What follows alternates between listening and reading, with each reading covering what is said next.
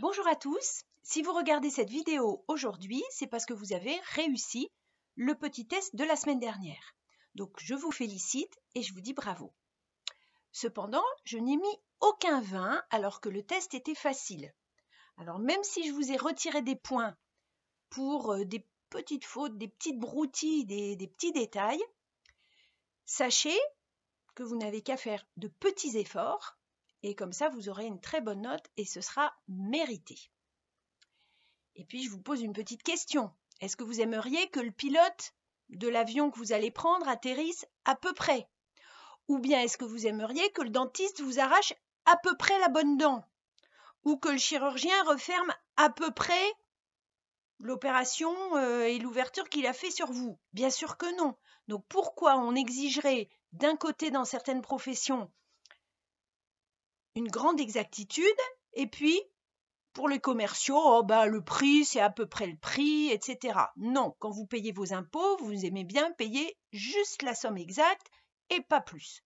Donc le client que vous aurez plus tard, il aimera avoir un commercial rigoureux qui ne se trompe pas, ne serait-ce que d'un centime, dans le prix. C'est pour ça que je suis très exigeante pour ces petits tests. Alors, juste une précision pour terminer sur les arrondis. Vous avez peut-être commis des erreurs d'arrondis. Sachez que les arrondis, d'abord,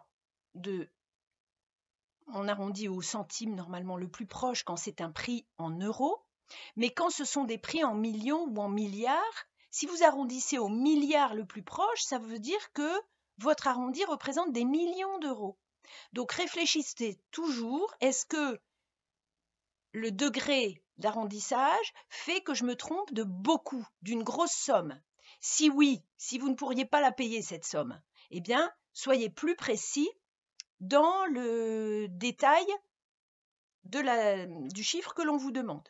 Et inversement, si on vous demande un prix en euros, n'allez pas plus loin que les centimes, parce qu'on ne peut pas découper une pièce de 1 centime pour la partager en petits dixièmes de centimes, voire centaines de centimes. Voilà, je vous laisse continuer et attaquer le chapitre suivant. Bon courage, bon travail, à bientôt. Quand vous ne comprenez pas quelque chose, n'oubliez pas de me joindre sur Teams. Au revoir.